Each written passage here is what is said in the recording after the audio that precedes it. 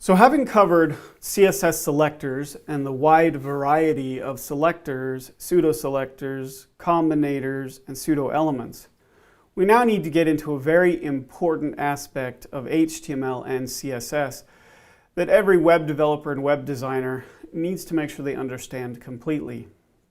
And this is the CSS box model.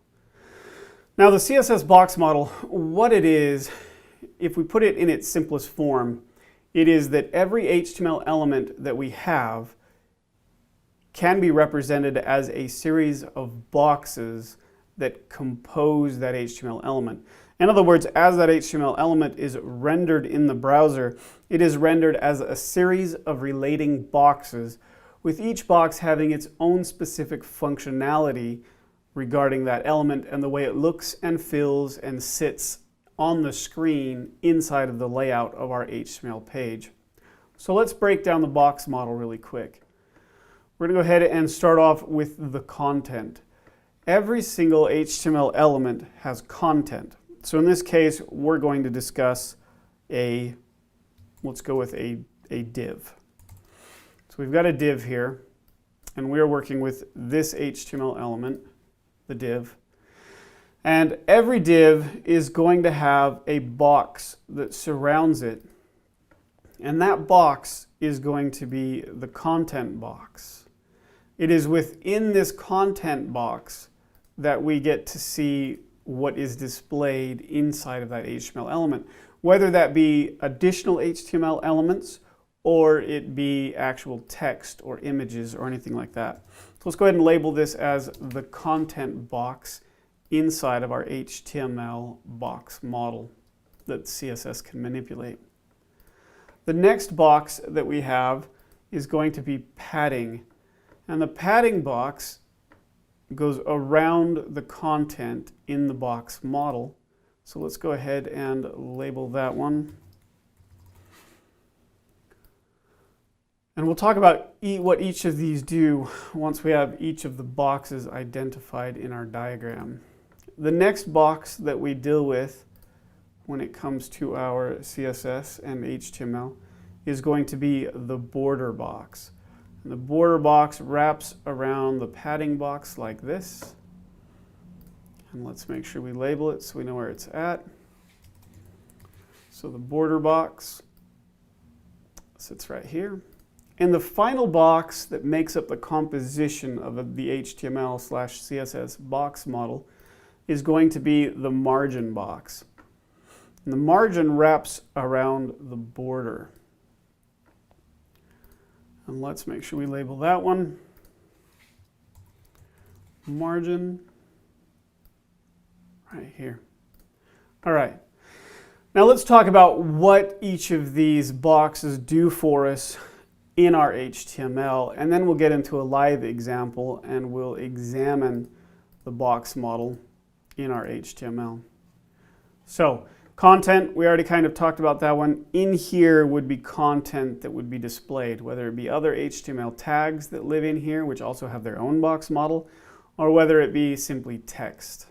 So this just simply holds content, not really that hard to grasp. Now padding, what padding does is it provides space between the content and the border. So it allows us to create space between the content and the border. And what I mean by that space between the content and the border is in an HTML element, we might have some content like this.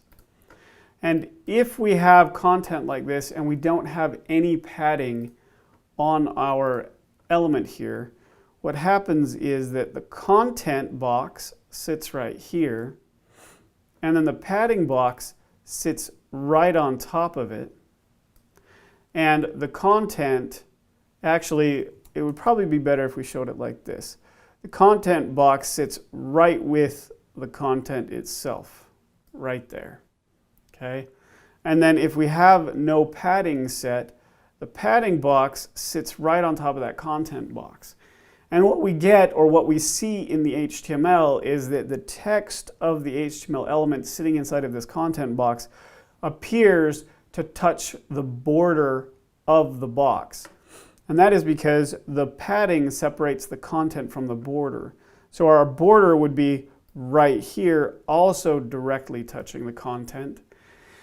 And so when we add a border to our content with no padding, our text will touch our border and our element will look kind of crappy. And that is because we are used to seeing at least some space between a border and the content itself. So if we put some padding in there, what happens is we end up with this padding box that adds a couple of pixels, maybe 5 pixels, 2 pixels, whatever you set it to. And then we end up with the border sitting right here, right next to the padding box. And then we end up with this nice space between the content box and the border box because we now have padding between the content and the padding. So hopefully that makes sense. So that gives us that space. All right, so now let's talk about the border. The border is simply a box here that is a visible box when set. Now padding isn't a visible box. It just provides that cushion or spacing between the content itself and the border. So if we look at this, the content box is not visible. So this content box, it's just an imaginary box that is invisible in our page but does provide bounds for the content. The padding box also is invisible, but it is a box that allows us to create space between the content and the border.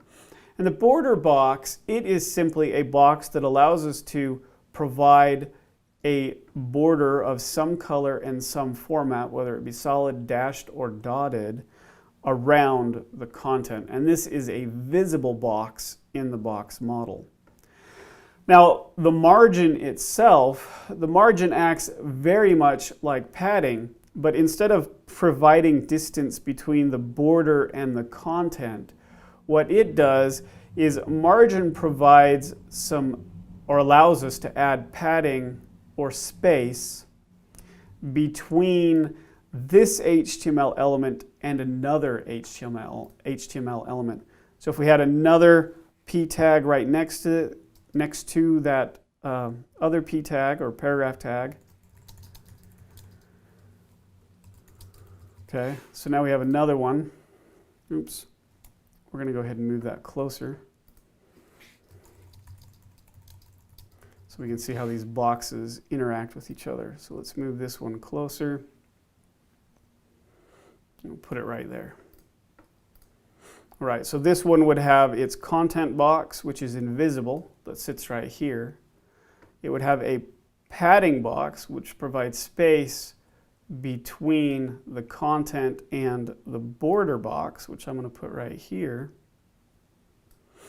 And then we have our margin box right here. So what the margin box does is it allows us to create space between the borders of these two HTML elements. Let's use a different color so that we can see that this is just a pointer. So we get this space right here between this HTML element with its border and this HTML element with this border. So what this does for us when we really understand the box model is it allows us to create layouts in our HTML web pages that are evenly spaced between content and border, but also evenly spaced or have the right amount of visual white space between HTML elements in order to provide the look and feel that we're after. So let's go ahead and go over here. And then let's go ahead and pull up our Neumont website and let's kind of look at the box models in this web page itself. And if we just look at this without getting into the box model of these elements, you can see where this is happening. So let's use a color here that we'll definitely be able to see as we are looking at this. All right, so here we have what is most likely a div or a section tag in HTML. And with it, we can actually begin to outline what the box model is that is being followed in this HTML element. Here, would be where the border box would be if a border was set. So that's where our border would be. Our content box, which is invisible, would be right here. And then we would have a padding box that would keep the content away from the border itself. So something like that. And then we would have a margin box, which we can see right here. The margin box actually keeps these elements away from each other. So let's go ahead and point that out here. So we've got content box right here. We've got our padding right in here. And the padding, we can give different paddings to the right-hand side of an object. So we can go from here to here on the right-hand side, and we can go here to here on the left-hand side, and actually have two completely different values. And then we can go do the top, and then we can also do the bottom. And those can be completely separate values. And you can see that right here in this example on the Neumont website, in that we've got a different number of pixels here than we do on this left-hand side, and definitely different than on the right-hand side, as well as on the bottom. So those are all different values, but they provide us the ability to position the content within our HTML element where we would like it for the visual effect we're after. And then we receive the exact same benefit when we look at the margin. In this case, though, the margin looks to be about the same number of pixels on all sides. And maybe there's no margin on the right and left side since all of these line up perfectly. So maybe we've got 0 margin on the right and left, but we do have about a 10 or 15 pixel margin on the top and bottom, which separates the containers from each other. And maybe these are only 5 pixel margins on each container, and then this other container has a 5 pixel margin, which then would create this gap. But just for discussion's sake, let's say that this is the only one with margins on it. So we would end up with a 15 margin on the top and a 15 pixel margin on the bottom. So here you can actually visually see how the box model works inside of an HTML document when it is visually displayed in the browser, and it has CSS styles that impact that particular box model. Another cool thing that we can do to look at the box model is we can, let's forget the downloads and let's open up our JavaScript console with the right shortcut. We can actually see our box model right here on our developer tools when we're looking at an element. So let's go back to that same element we were messing with, which is this one. Click on it. And now we can actually see the box model itself. And here we have the content itself, and you can see the box sits right around the content. We have the padding box right there, as we saw. We've got the border box, and border isn't set, so there's really no value set for it, and we see that by not having an outline around that HTML element. And then we have our margin. And you can see when I was just visually looking over it, showing the box model, I wasn't quite correct in how this particular element was styled because I never looked at the actual CSS. But here we can actually see how the box models are generated when that element is displayed in the browser. So now we can actually look at this. We see that the margin is actually only set on the top part of this element, which tells me that this margin right here is probably controlled by this element below. So let's go ahead and click on that element, and let's see where it's, looks like I can't select it because we've got a whole bunch of, oh, it's because we've got this parallax control that actually changes how these boxes all move up and down. So because we've got all these elements over the top with this parallax, I can't get to that underlying container that's below it. So let's try this one maybe.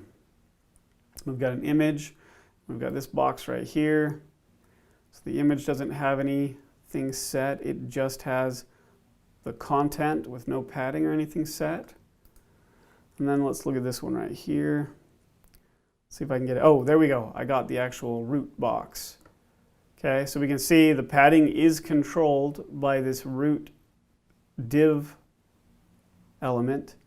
We got the content sitting in there. It doesn't have any padding set, no border, but it does have that margin that creates that gap between these two sections in the page.